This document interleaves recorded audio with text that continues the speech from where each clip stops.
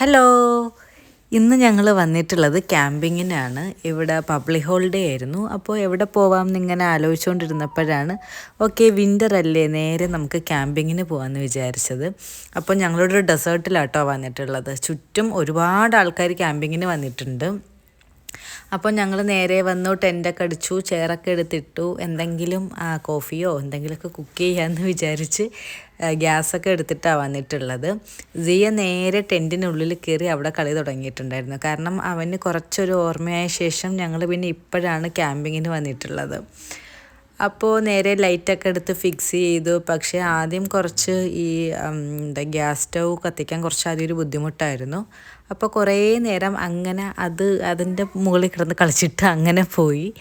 പിന്നെ ഒരുപാട് ആൾക്കാരും അല്ലാതെ തന്നെ ചാർക്കോളൊക്കെ വെച്ചിട്ട് തീ കത്തിക്കലായിരുന്നു. ഞങ്ങൾക്ക് അത് കുറച്ച് സമയം എടുക്കുന്ന കാരണമായിരുന്നു ഞങ്ങൾ ഇത് എടുത്തിട്ട് വന്നത്.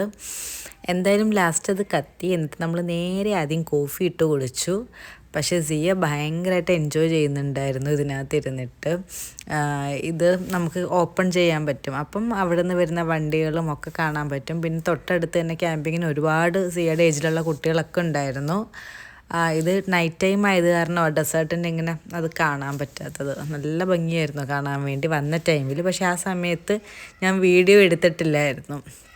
കുറച്ചും കൂടെ കഴിഞ്ഞിട്ടാണ് ഞാൻ വീഡിയോ എടുക്കാൻ സ്റ്റാർട്ട് ചെയ്തത്. എന്നിട്ട് കോഫിയൊക്കെ ഇട്ട് കുടിച്ചിട്ട് നേരെ ഞാൻ കരുതി എങ്കിൽ നമുക്ക് സോസേജ് ആക്കാമെന്ന്. കാരണം സോസേജ് കുറച്ച് ഈസിയാണല്ലോ ഉണ്ടാക്കാൻ വേണ്ടിയിട്ട്. അപ്പോൾ സോസേജൊക്കെ ആക്കി കഴിച്ചു, കോഫിയൊക്കെ കുടിച്ചു. സൂപ്പറായിരുന്നു.